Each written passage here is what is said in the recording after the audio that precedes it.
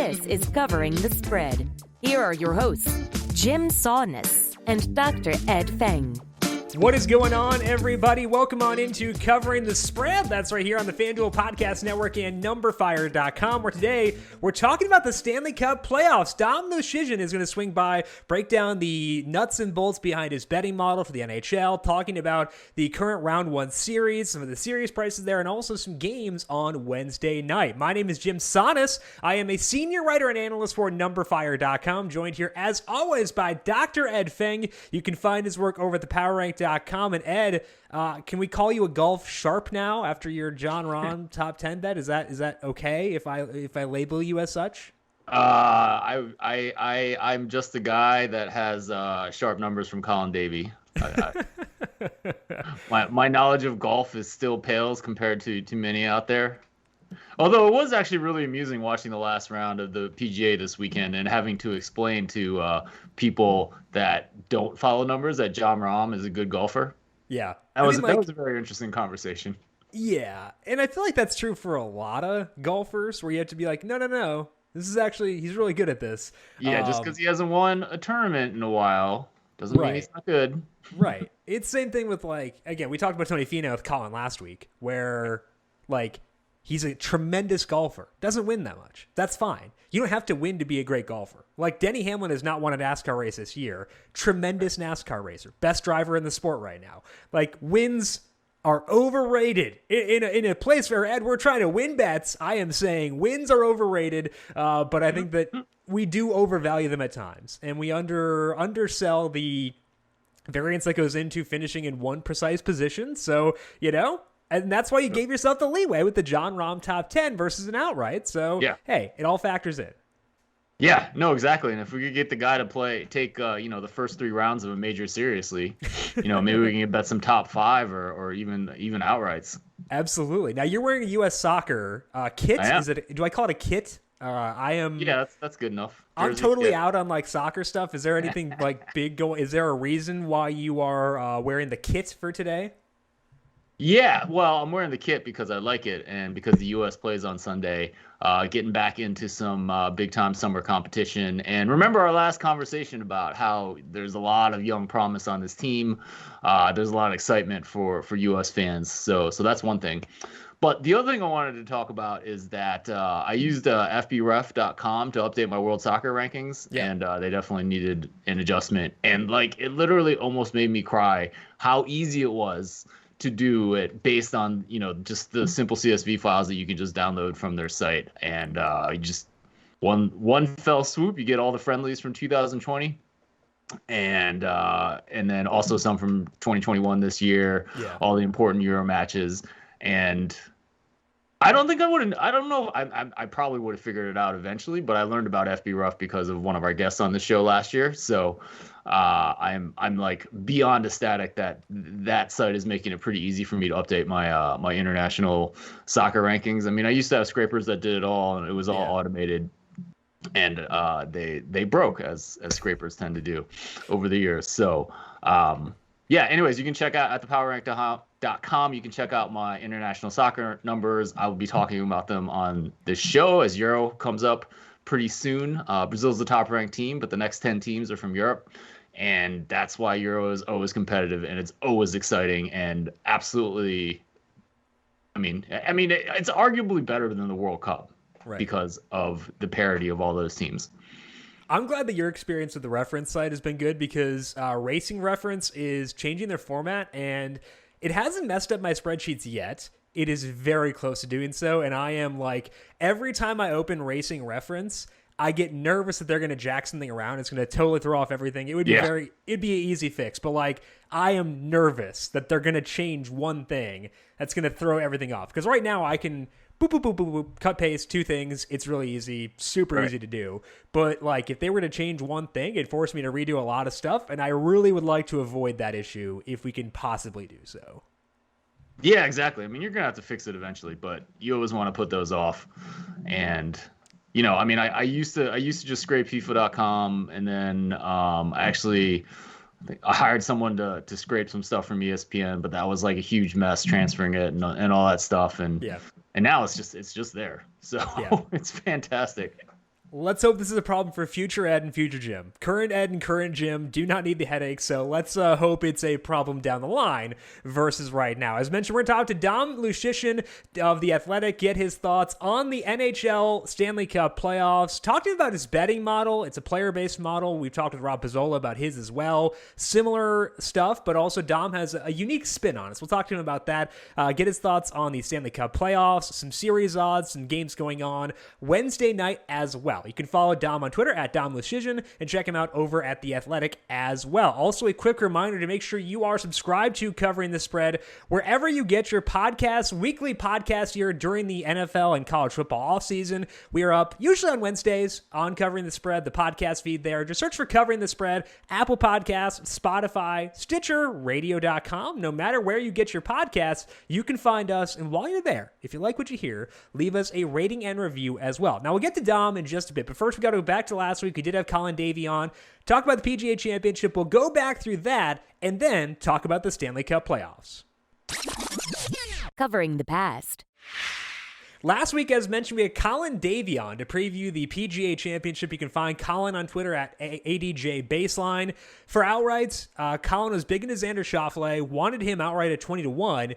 Xander was good off the tee, and he putted well, but had a lot of issues around the green. He lost 3.4 strokes there across 2 rounds, and that forced him to miss the cut, which is weird because Schauffele is good around the green. Just a rough week for him there, and, a lot of big names missed the cut, so no sweat there. Tough break for Colin with Xander, but did make it back with Bryson DeChambeau at -102 over Rory McIlroy. That one he did hit correctly. Both guys made the cut. Bryson beat Rory by 2 strokes. He's 38th. Rory was, I think, 46th there. So that's a win for Colin at -102. Then, as mentioned before, Ed had Jon Rahm to finish top 10 at +160. And Ed, you had that one perfectly. Rahm finished in a tie for 8th. He had an all-around great week of golf. I know you mentioned that, didn't come out hot, but if you look at the overall numbers, really well-rounded for Rahm. He gained at least 1.6 strokes in each of these strokes gained categories. So winner for you at +160 and a good week overall. So Ed, are you just slowly becoming our golf guy? Can we just you don't even need to line up a guest? We'll just have about that. Remember, I don't run my own numbers. Everything I do is based on other people's numbers. But yeah, I think you're making the Rahm thing feel easier than it was. Well, so, but I don't think that was in play until, I don't think he actually snuck into the top 10 until he was in the clubhouse on Sunday. Right, but would you rather trust a sample of 54 holes or 72? It's like the KenPom discussion. It's like the KenPom discussion where, sure, a game may have been close at halftime, but if it's a blowout by the end of the second half, then it's a blowout. It doesn't matter what happened in the first half. Rahm struggled the first 3 rounds, but by the end of the full sample we got, he was top 10. And, his overall numbers were very good. No, for sure. But watching it live, I actually thought that had lost at points on Sunday. So, but with the conditions out there and the wind and all that stuff, guys were dropping shots here and there and all that too. Xander only missed the cut by 1 stroke, I think. So yeah, he was on the number, I'm pretty sure. He played well. He just had those issues around the green, and DJ missed the cut. I think there were a couple other big names. Rory almost missed by a stroke. Yeah, Justin Thomas missed it. That's a big name. So there were some major dudes who missed the cut. It was a tough course. Makes sense. And maybe that means we can get better value on Xander going forward. That would make Brandon happy. It would make Colin happy as well. So if that's the overall takeaway from this, I'm sure they'll be happy. But hey, you got some money in your pocket, so you can shovel that towards Xander down the line. How about that? Oh, yeah. Well, I'm for sure betting Xander in future tournaments, right? Undoubtedly. So it was actually kind of interesting. I came home and I told my wife, a 50-year-old won the PGA Tour, the PGA Championship this week. She's like, oh, yeah, that's interesting. And then her mom calls her later. Is like, Phil Mickelson won and won the tournament. And she was like, why didn't you tell me Phil won? I was like, why do I think you know who Phil Mickelson is? We've had that discussion why before. do I think you know who the second biggest golfer in the world was back when we were kids, right? Because I asked her, do you know who Mario Lemieux is? And she's like, who? And it's like, that's kind of the same thing, right? Right. I've had that same discussion because I have no context for what other people know or don't know. I'm terrible at gauging that. Like, Right. just like my wife has watched, bless her soul, so many NASCAR races with me that I clarified who Kurt Busch was and the Busch brothers. She's like, you could just say the Busch brothers. I'm like, oh yeah. That makes, I mean, they're 40 years old at this point. So like, yeah, I can just say that. And like, I have no frame of reference. I'm terrible at judging that. So I feel your pain there. Like I'm really bad with those things. Yeah, so I thought that was interesting. And, obviously a storyline that we hadn't talked about yet was the 50-year-old winning a major, the oldest player. And that was pretty cool to see, right? I mean, you just kept watching on Sunday, waiting for him to fail, and it just wasn't happening. Yeah. And it was fun to watch him head-to-head with Brooks. I know, like, sometimes that storyline got a little bit overplayed, but, like, Phil launching drives, and Brooks Koepka is, like, an intimidating dude, and that's, like, a compliment to him. Good for him. Right. But, like, to go head-to-head with Brooks on a Sunday, I thought that was awesome. So, Phil Mickelson, major winner at age 50. Really fun storyline there. We're going to talk some NHL playoffs with Dom Luszczyszyn of The Athletic in just 1 second. But first, the wait is finally over and the 2021 Stanley Cup Playoffs are underway. FanDuel is giving fans a special playoff promotion, Correct Score Insurance. All you have to do is place a pre-live 60-minute correct score wager on any featured NHL playoff game. If your bet loses, but your selected team wins the game, get a refund of up to $25 in site credit. Even if the game goes to overtime, you are eligible for a refund. Head over to FanDuel today and win alongside your favorite team in the Stanley Cup playoffs. Must be 21 plus and present in Colorado, Iowa, Illinois, Indiana, Michigan, New Jersey, Pennsylvania, Tennessee, Virginia, or West Virginia.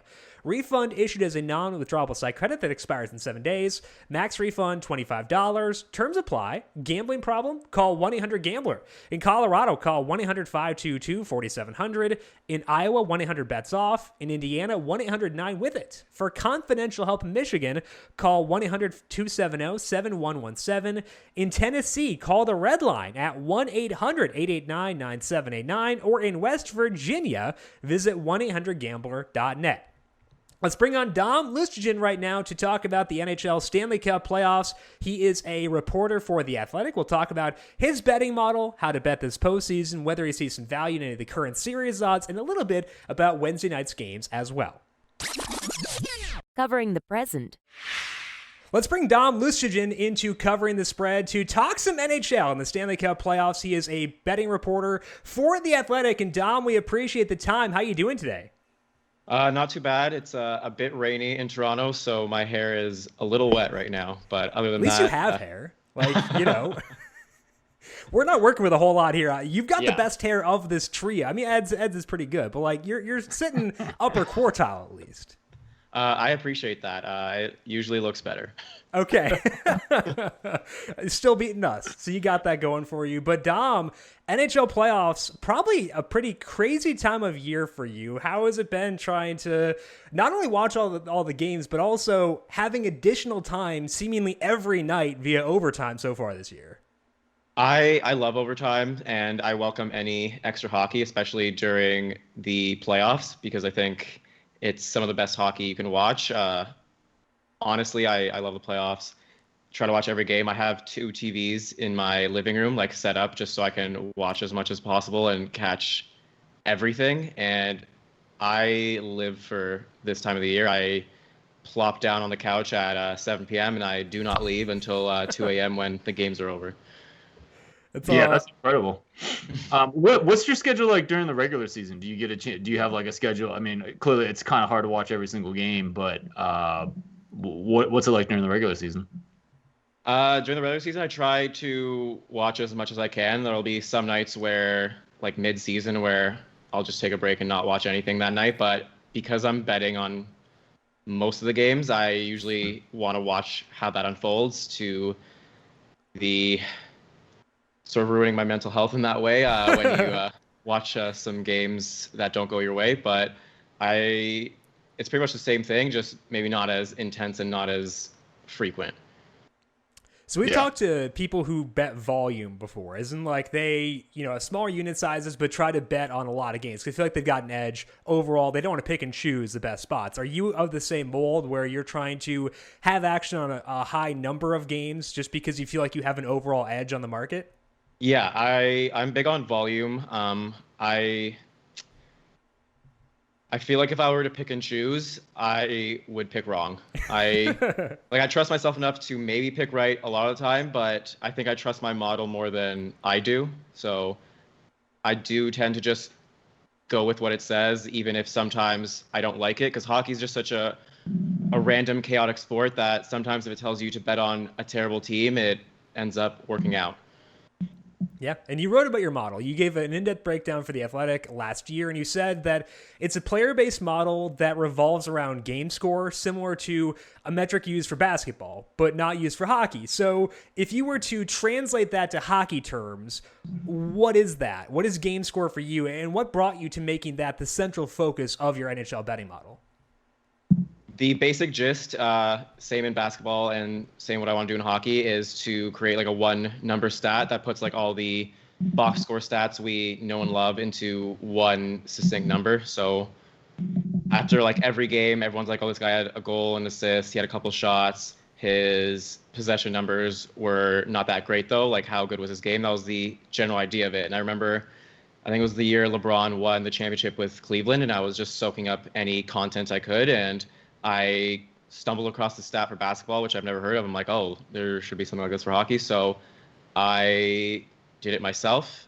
And at the time, I think my betting focused on teams and team strength. And I always felt that was a little wrong because there's a lot of injuries, there's a lot of lineup changes. I want to be as like up to date as possible with that. And if you think about a player getting injured for maybe like 2 months, how does that look when he comes back? How strong should the team look? How do you isolate that? And I think that was the way to go, and I've had a lot of success since doing that. Yeah, that's excellent. And so that's awesome that you developed this own model yourself. Is it kind of related to expected goals, or is it very different? It is related in the sense that it uses expected goals. I think the year that the Blues won the Cup, they were really big on expected goals, but not the best by Corsi. And the old version of Game Score used Corsi because it was simpler, and I needed to sort of adapt to that. So with the Blues, it was a bit of an eye-opening thing where I needed to adjust that portion of the model where I look at a player's play driving ability at 5-on-5 and sort of add that to how he produces those box score stats. So what was the process for you like when trying to decide whether to go with Corsi, stick with Corsi, what it had been, or transition to expected goals? What process did you go through to decide to make that switch? It was a while ago, but I'm pretty sure I tested both of them and which predicted future goals better. And I think they were close enough that I could have went either way. But I think just logically, expected goals makes a lot of sense. And the big thing for me was that it was a better way to isolate goalies, because at the time I was having issues with saying that Devin Dubnyk was one of the best goalies in the league just because he played for Minnesota. And I was thinking, what happens if Dubnyk gets traded? How does that look when I put Dubnyk on this new team? Will he improve that team as much as my model says he does? And the answer is probably no, because his stats are inflated. So I think that was the biggest reason I started using expected goals, mostly for the goalies. Yeah, that's interesting. So you're just saying this goalie might have played in front of a really good defense. You put him in front of a less good defense, he's going to get exposed. Exactly. And expected goals can control for that a bit better, as opposed to what I was doing prior to that, which is just using save percentage. Yeah. Interesting. Now, in the NBA, we talk a lot about in the playoffs how rotations tighten and stuff like that. It means you have to make an adjustment for NBA modeling. Seems like a player-based NHL model would be positioned pretty well to account for that in the NHL playoffs if there's something similar. So do we see shifts in ice time during the Stanley Cup playoffs, and how do you have to adjust things for that on your end to make sure you're accounting for that change? Yeah, I do everything by using rate stats, so how good a player is per minute, and then I use like maybe the last 10 or so games to project his ice time. And in the playoffs, you do see that as well, especially in games that go to overtime, which has been a lot of games this postseason. The Edmonton-Winnipeg game, for example, I think Ethan Bear and Slater Cuckoo had a bad shift, and they just did not play for 2 overtimes. And you do need to account for that in some way. And I think using recent ice time as the playoffs go through captures that effect to an extent where the top players are indeed playing a lot more. Do you ever think that a coach might just, really change someone's ice time going into the next game and kind of hand put that into your model? It is possible, especially if there's a player who was on the 4th line and they decide to give him a promotion and put on the 1st line. That is something that does happen. It's not something I personally account for, because there are times when a coach does that and then halfway through the game he changes his mind, or he gives that player that ice time maybe at 5-on-5, or even just a couple shifts with that top line and then puts the usual guy in that role. Yeah, I think that's just because a coach does something for one time does not mean that will stick. And I think that's an important thing to account for, too. We can't always assume what just happened will be predictive of what happens going forward. Now, let's talk about some games. We got 3 games going on tonight. We're recording here on Wednesday, so let's talk briefly about those games. One of the teams playing is Tampa Bay, and they've been high in your power rankings on The Athletic. I know Rob was high on them, too, when we talked to him I think it was a month ago. And they've had some trouble with the Panthers so far in this series. They've got Game 6 tonight. Has what you've seen from them in this series altered your view of Tampa Bay at all, or do you still think they're a big contender to push for the Stanley Cup this year? I think they're still a big contender. I think they're still the team to beat in the Central as well. I would probably rate them higher than Carolina. But once you get to like the top teams, I don't think there's much separation between them and Boston and Toronto and Vegas, with Colorado still the team to beat.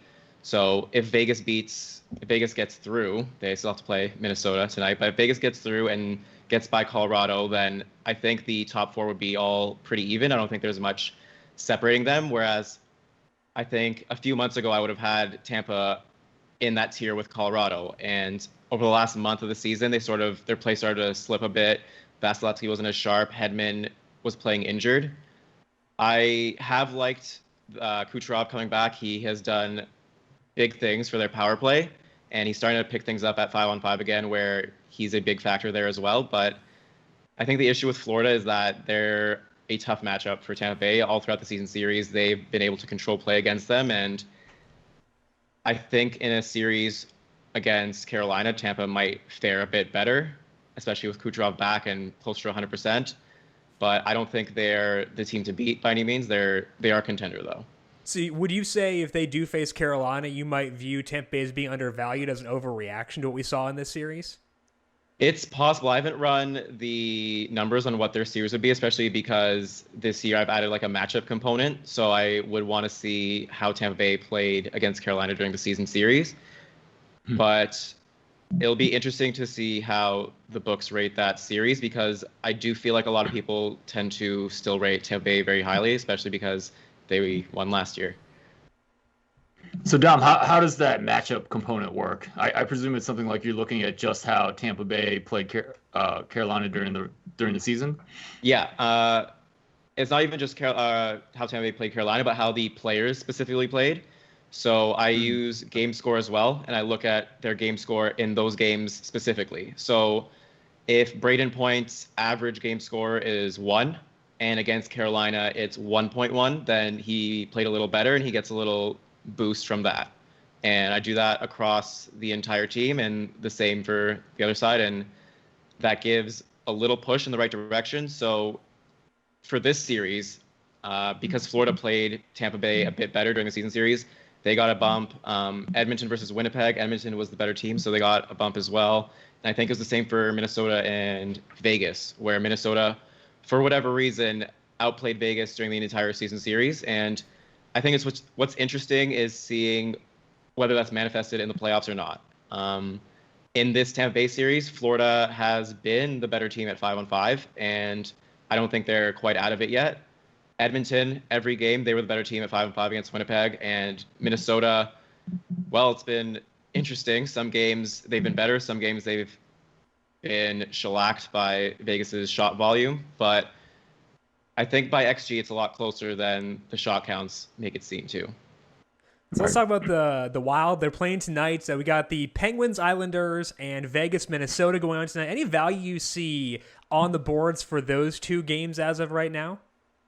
Right now, I actually have a bet on all the games. I'm not sure if the lines have moved too much since I bet them, but I bet on Pittsburgh because I expect Oliver Wahlstrom not to play, and I think going to Travis Zajac is a bit of a downgrade.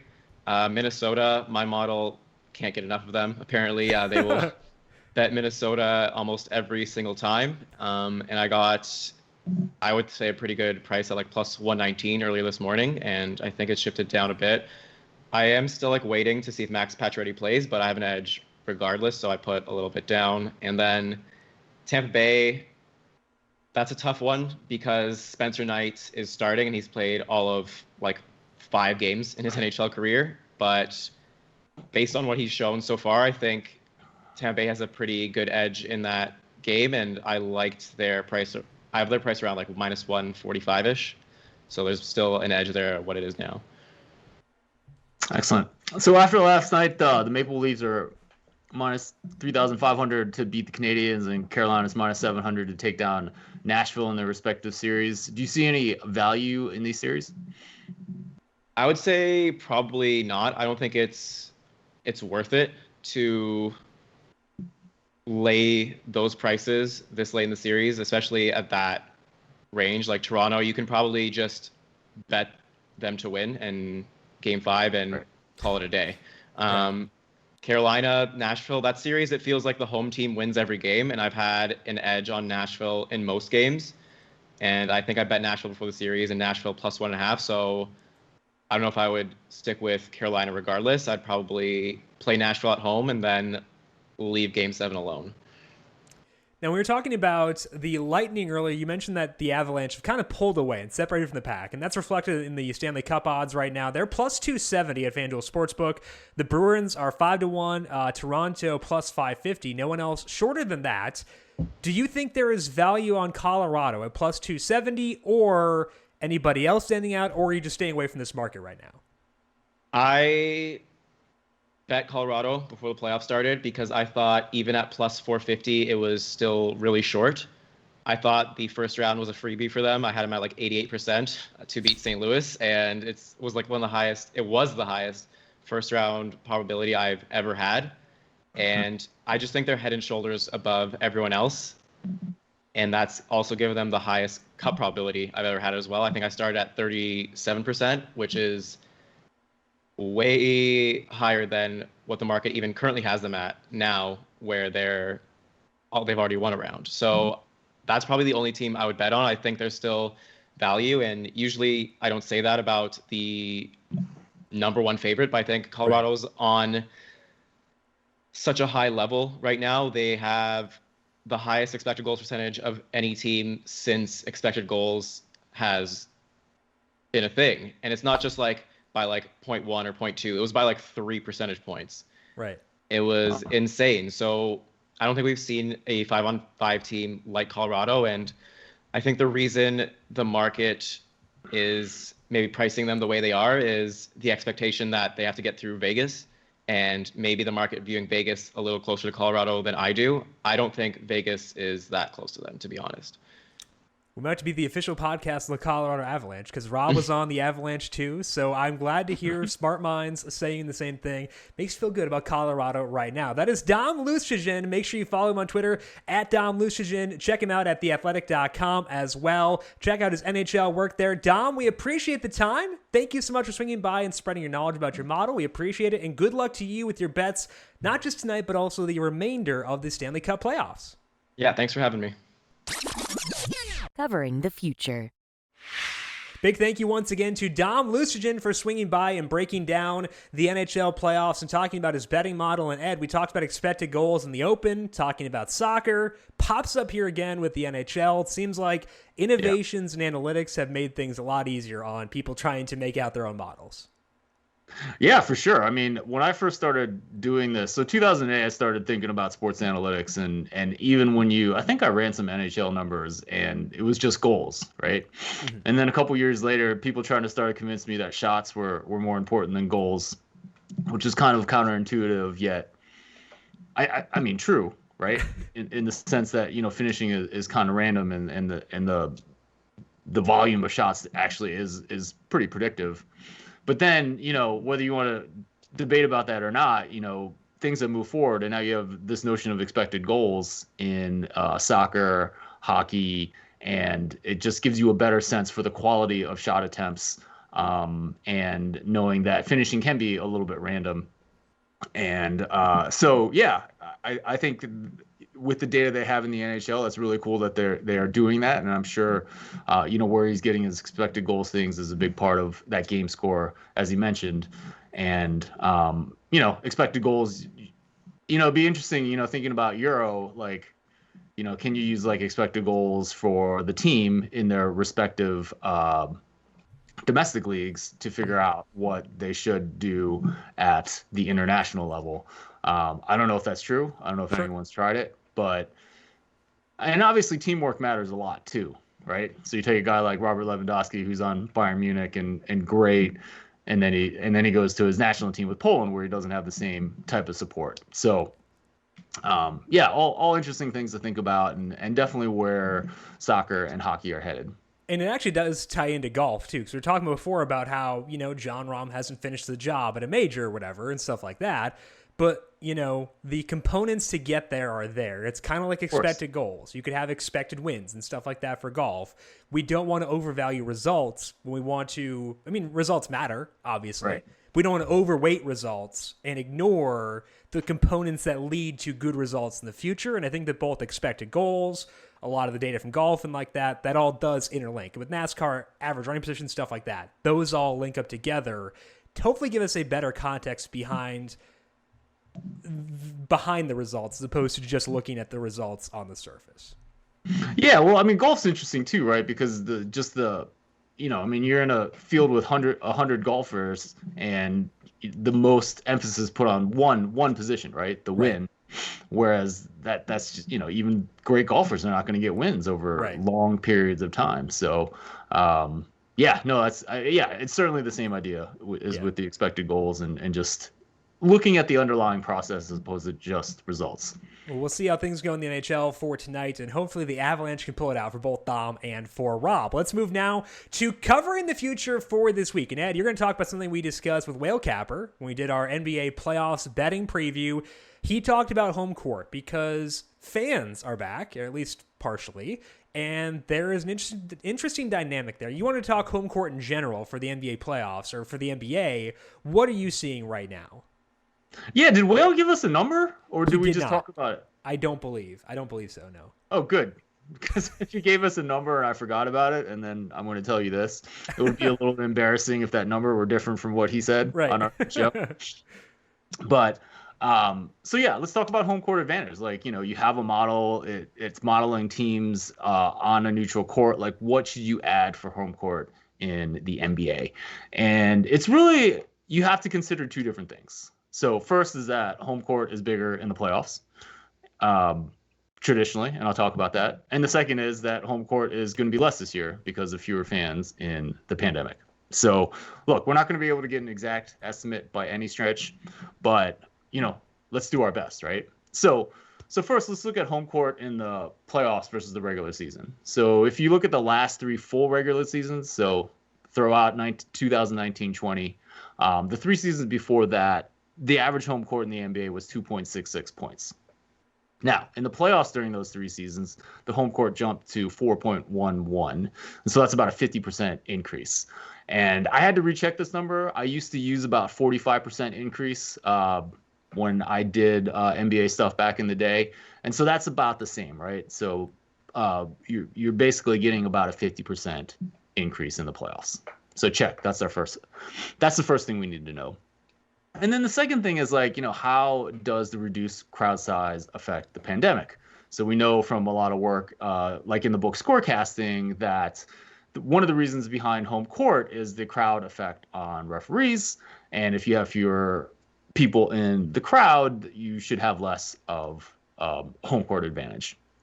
So there were obviously reduced crowds during this current season, 2020 to 21. Overall, home teams had about a 1 point advantage, But that doesn't really tell the full picture because some of them were without fans and some of them were with. So luckily, you can just download the data from Basketball Reference to split out games with some fans and games without. And so with fans, the home court has been about 2.2 points this year. It's 503 games. And that's actually kind of interesting because that's basically the same home court that the NBA had in 2019, 2020 before the pandemic. And those crowds were a lot bigger. So 2.2 points, like that kind of shows you, like it should have been bigger with those bigger crowds, last season. So there's a lot of uncertainty in this. But essentially, I think 2 points is a good assumption with partial fans in the crowd. And every NBA team in the playoffs is going to allow some fans are going to allow some fans in the games during the playoffs. So if you take 2 points, you assume a 50% increase. This suggests that you should get about 3 points for home court in the NBA playoffs. And you can actually check this against the markets, right? So if there's no major injuries in a series, you should be able to look at what happens on one team's home court versus the other team's home court. The difference in that spread should be about twice home court advantage, because you're taking away home court and then adding it to the other team. So, for example, Milwaukee was a 5-point favorite against Miami at home in Game 2. Now they're a 1-point underdog in Game 3 in Miami. It's exactly 6 points. Suggests that the home court should be 3. You get the same thing in Denver. You actually don't get the same thing when you look at the Phoenix-Lakers series. So, yeah. So the number wasn't quite 3 in that situation. So, but at least those two series in which, pretty much the same personnel playing in those games, you're looking at a home court of about 3, and that's what I'll be using going forward. Okay, so I like the process you used there, finding out what it was previously, the increase for the playoffs, and seeing that there. I'm guessing it'd be tough to look at home court in a vacuum during the playoffs because obviously the differential in the teams is such that, but like in the regular season, you can just look at scoring differential, correct, to determine home court? Right. But during the playoffs, you can't do that, correct?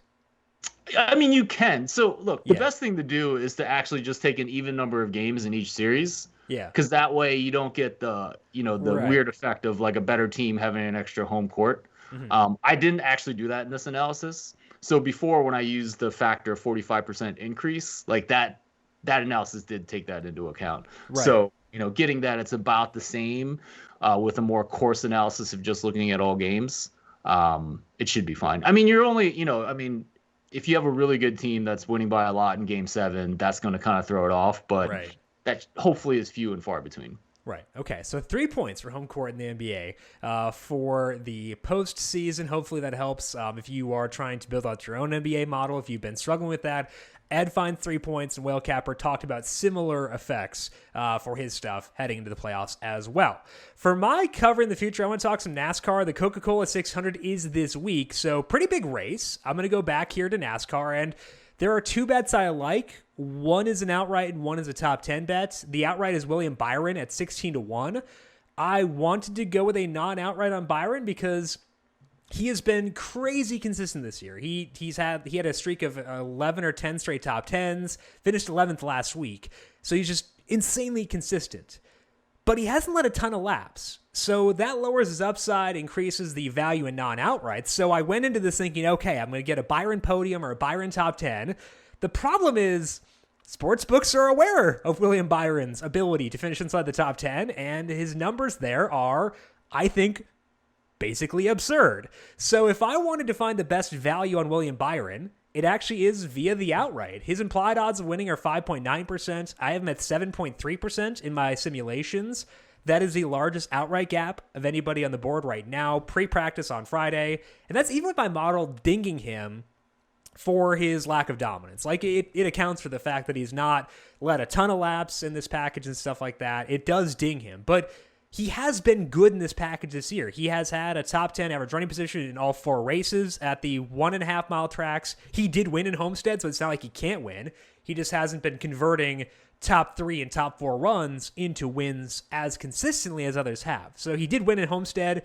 a 6th place average running position in Las Vegas. So at 16-1, I'm willing to take Byron outright, although if you can find a podium bet longer than 4-1, which is where he is right now at FanDuel Sportsbook, I'd be okay taking that as well.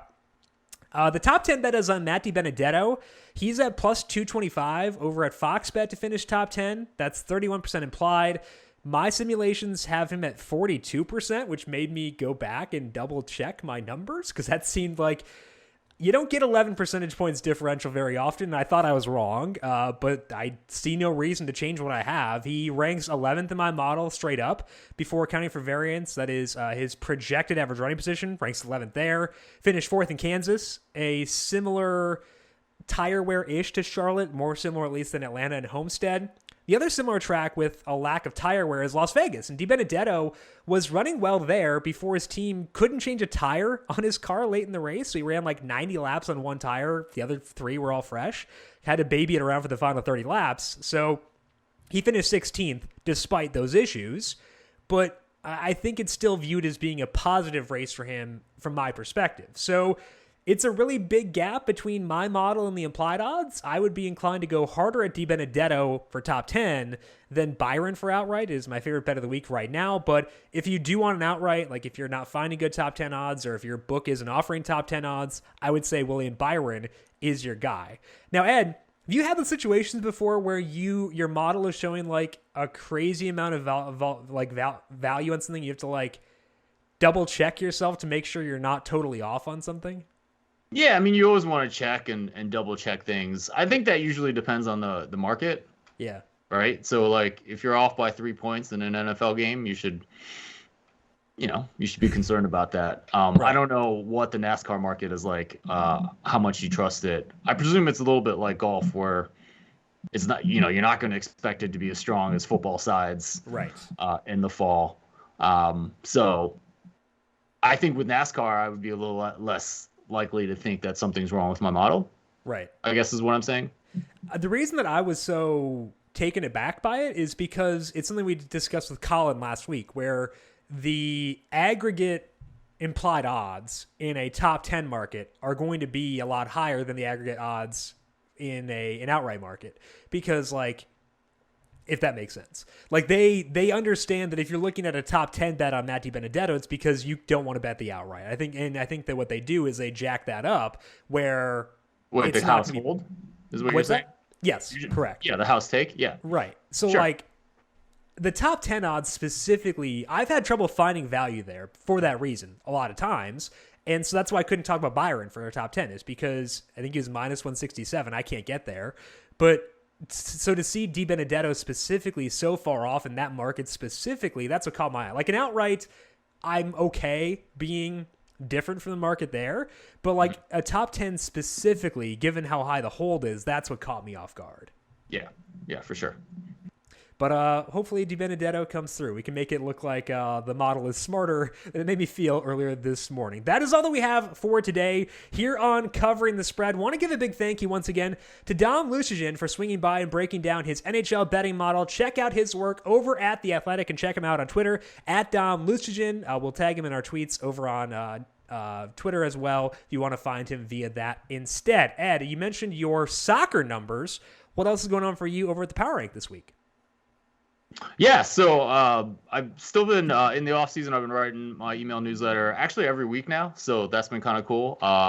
This week is going to be the home court thing that I just talked about, okay. But hopefully I will come up with something interesting, if not even more interesting, next week. I will say that I did the home court thing in order to do a different calculation on series prices. Okay. And I haven't actually quite figured out if that series price stuff is significant enough to tell anyone about, but I did think the home court was interesting enough to kind of put that out there as its own piece. So definitely sign up for that at thepowerrank.com. Also, I just definitely want to plug the pod I did with Sarah Bailey from the Los Angeles Rams. It's pretty awesome. It's gotten some pretty good feedback so far. And the first time I've had anyone who works in the NFL on the show. So, yeah, she talks about, the lifestyle of working in the NFL and things that she does, and working with Sean McVay, which I thought was very cool. So check that out. There's a little clip of it on my Twitter feed. That's one that I would hope you go check out on the Football Analytics Show. I think I haven't heard it yet. I need to go back and listen to it. But I think the Rams specifically are interesting there because they seem to think about things differently than other teams in a positive way, because they were talking about they didn't want to waste their scouts' time by sending them to the combine. I think it was in 2020 or 2019.